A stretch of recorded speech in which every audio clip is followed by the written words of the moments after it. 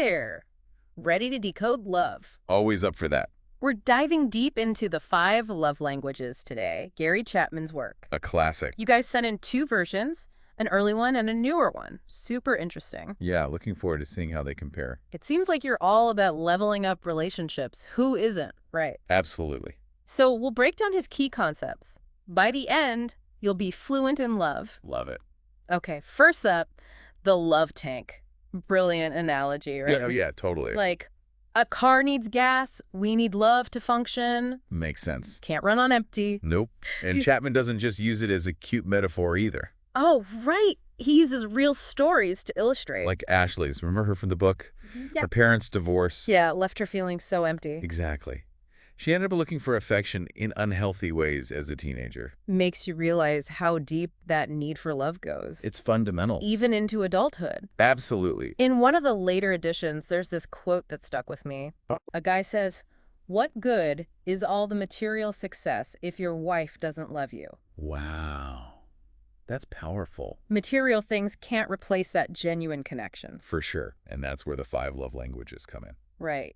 Chapman's big idea, we don't all experience love the same way. Different languages. He breaks it down into 5. 5 distinct ways. Words of affirmation, quality time, Receiving gifts. acts of service, and physical touch. Exactly. Everyone has a primary one. But here's what blew my mind. Most relationship problems Yeah? come from speaking the wrong love language. So like talking in a language the other person doesn't understand. You could be shouting, "I love you," but... But the message isn't getting through. Exactly. Bill and Betty Joe, remember them? Oh, a classic example. Bill, total acts of service guy. Yeah. Worked hard, kept the house perfect, even waxed the car. And Betty Joe. Craved his attention, quality time. 2 different languages. And Bill just didn't get it. I'm providing a good life, he thought. It's easy to be blind to our partner's needs sometimes. Isn't it? We default to expressing love in the language we understand. Bill was trying, but Betty Joe felt neglected, speaking different dialects of love. So how do we crack the code, figure out our own language? Chapman has a few methods. First, think about what makes you feel loved. A compliment. Just someone being present. It can be so individual. He also says to pay attention to how you express love to others. Do you shower people with compliments? Always doing things for them. Exactly. The way we naturally express love often reveals our own language. Oh, and there's this tank chick game he talks about. We'll get to that. Sounds fun. But first, let's unpack each language. Starting with, Words of affirmation. Seems pretty straightforward. yeah, verbal compliments, encouragement. But it goes deeper than surface-level flattery. Definitely. He tells the story of Allison. Remember her? Her writer, yeah. She'd basically given up after a harsh rejection. Oh, I felt that one. Being a writer myself. Her husband, Keith, read her work and showered her with praise. Reminded her of her talent. Encouraged her to submit again. Small acts of affirmation having a ripple effect. It really struck a chord with me. It's not just grand gestures, it's the everyday stuff. The little things that show you see and appreciate them. Like telling them they look nice or expressing gratitude. It's about consistent, genuine acknowledgement. Okay, so words of affirmation, check. What about quality time? This one can be tricky. It's more than just being in the same room. Way more.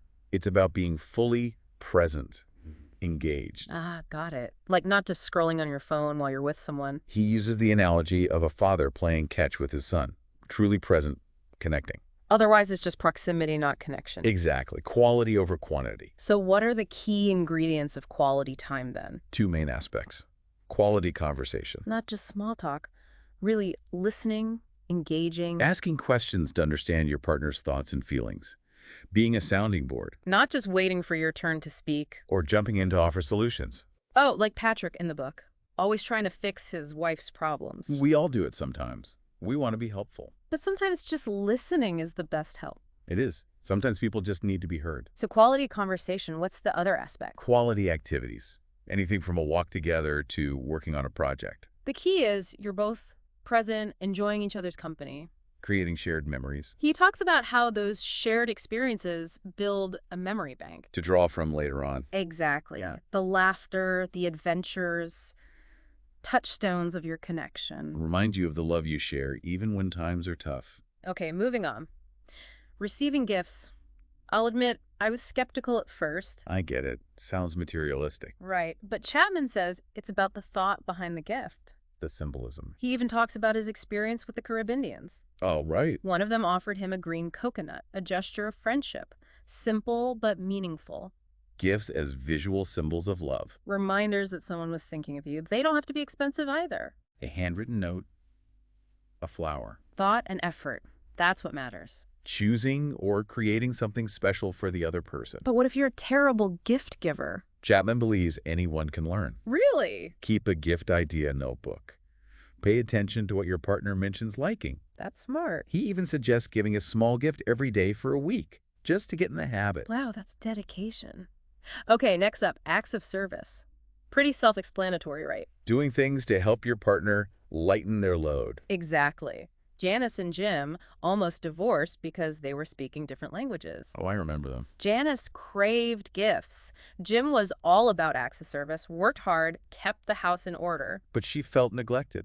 It was only after one of Chapman's seminars that Jim realized he needed to become a gift giver. The transformation was incredible. It really was. He started bringing her small gifts regularly, and their relationship blossomed. The power of understanding your partner's language, even if it feels unnatural at first. It's not always grand gestures, right? Dishes, making the bed, taking out the trash. Everyday stuff that can mean the world to someone whose language is acts of service. It's about making their life a little easier, showing you care through those actions. Exactly. But Chapman also cautions against doormat syndrome, doing things out of obligation. Right, it should come from love, not resentment. He also challenges those traditional gender roles, too. It's not about women's work or men's work. It's about love. Exactly. Okay, last but not least, physical touch. Seems pretty straightforward, but I bet there's more to it than meets the eye. Oh, definitely. We underestimate the power of physical touch. Hugs, kisses, holding hands. Expressing love through physical affection. But he emphasizes how crucial it can be during times of crisis. Oh, right. He says nothing's more important than holding her as she cries. It can be such a source of comfort, reassurance, especially when words fail. And it's not just about sexual intimacy, right? It's all kinds of non-sexual touch. A gentle touch on the arm, a back rub, simply holding hands. Creating that sense of closeness and connection. And remember, people have different comfort levels with touch. So it's important to be respectful and communicate openly. Always. He tells this funny story about Pete and Patsy. They had a cat named Charlie. Oh, I remember this one. She was staying at their house, and in the middle of the night, Yeah. something jumped on him in bed. He freaked out, thinking it was a scorpion. Oh, no. Flung it across the room. What was it? Poor Charlie the cat. But it leads to Pete talking about how vital physical touch is in his relationship. Oh, right.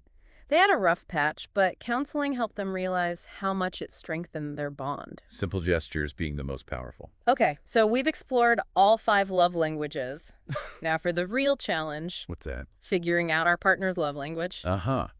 And then, how do we start speaking it? Especially if it doesn't come naturally. Exactly. It's like learning a whole new language sometimes. It is, in a way. So where do we even begin? Well, Chapman says the first step is observation. Pay attention to your partner. How do they express love to you, to others? See what their natural tendencies are. They're probably already speaking their love language. You just need to recognize it. He also says to listen to their complaints. Oh, interesting. Like if they're always saying, you never spend time with me. Quality time might be pretty high on their list, Exactly. It's like they're giving you the instruction manual. but it's written in their unique language of love. And if they're always complimenting you, Or encouraging you.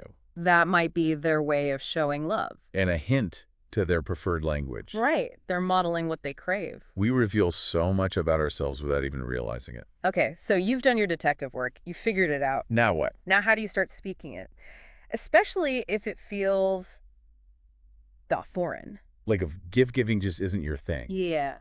Exactly. This is where Chapman's idea of love as a choice comes in. Okay, I like this. He says love isn't just a feeling, it's an action. A decision we make every single day. Yes. Even if we don't feel like it, we can still choose to act lovingly. That's powerful. Brent and Becky, remember them from the book. On the verge of divorce, Brent was smitten with someone new. Becky was devastated. But through counseling, he realized Mm-hmm. he could choose to reignite the love in his marriage. Wow. even when things feel hopeless. We have the power to turn things around. So he started speaking Becky's love language, Intentionally. and it transformed their relationship. Completely. Love as an active verb, not just a state of being. It's a continuous process. Nurturing the relationship. Like tending a garden. I love that. You can't just plant the seeds and expect them to blossom on their own. Right. You got to water them, give them sunlight, pull out the weeds. Sometimes it means stepping outside our comfort zones, Learning a new dialect of love. even if it feels awkward at first. But the rewards are worth it. So when you make that effort to speak your partner's language, You can have a ripple effect, stronger connection, deeper intimacy. a more fulfilling relationship for both of you. Absolutely. And you know what's interesting? Chapman says these concepts, they're not just for romantic relationships. That's so true. Family, friends, even work relationships. He even asks, how might these languages apply in other areas of life? Like with your boss or your kids. What if understanding their love language could make a difference? Mind-blowing. I never thought about it that way. It's like a secret code to unlock better communication. So this isn't just a relationship book It's a guide to understanding human connection. in all its forms. We've covered so much. Let's recap. Okay. First, that emotional love tank. Everyone has one. Needs to be filled. And we each have a primary love language. How we give and receive love best. 5 of them. Words of affirmation, quality time, Receiving gifts, acts of service, and physical touch. each one unique, And the biggest thing is miscommunication happens when we try to express love. in a language our partner doesn't understand. We're talking past each other, even with good intentions. It happens all the time. But the good news is, love is a choice. We make it every day. And it gets easier with practice. And remember that tank check game we mentioned? Oh, yeah. A simple but effective way to put this into action? Each person rates their love tank, 0 to 10. Then you ask, what could I do to help fill it? Starts a great conversation about your needs. But before you go try it out, one final thought from our expert. Building on Chapman's ideas a bit, he focuses on romantic love. Yeah. What if we took this concept even further? Like how? What if we all tried to speak each other's love languages all the time? Whoa. Not just in our personal relationships, but in all our interactions. Everywhere. Everywhere.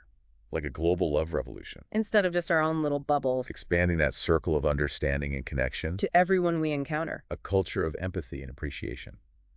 More mindful of how we communicate, how our actions impact others. Being intentional, recognizing everyone has their own language. Instead of expecting them to conform to ours, We learn theirs. meeting people where they are, speaking their emotional language. Making them feel seen, heard, valued. This is huge. It's like, we've unlocked this secret code. To human connection. But how do we actually do it? Figure out everyone's love language, that seems. Daunting, right? It takes effort, awareness. Like, do we have to become mind readers? Not exactly. Pay attention to the cues, the little things they say and do. Those reveal their emotional needs. And sometimes it's as simple as asking. Oh, right. Yeah. Just having a conversation. Exactly. Hey, what makes you feel most loved and appreciated? Open communication is key. Always.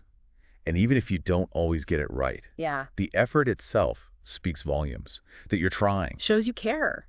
That you're invested in the relationship. Romantic, friendship, family, professional, it all counts. It all comes back to that need for connection, feeling seen, understood. And when we make that effort to speak their language, That creates that ripple effect. kindness, Mhm. empathy, genuine connection.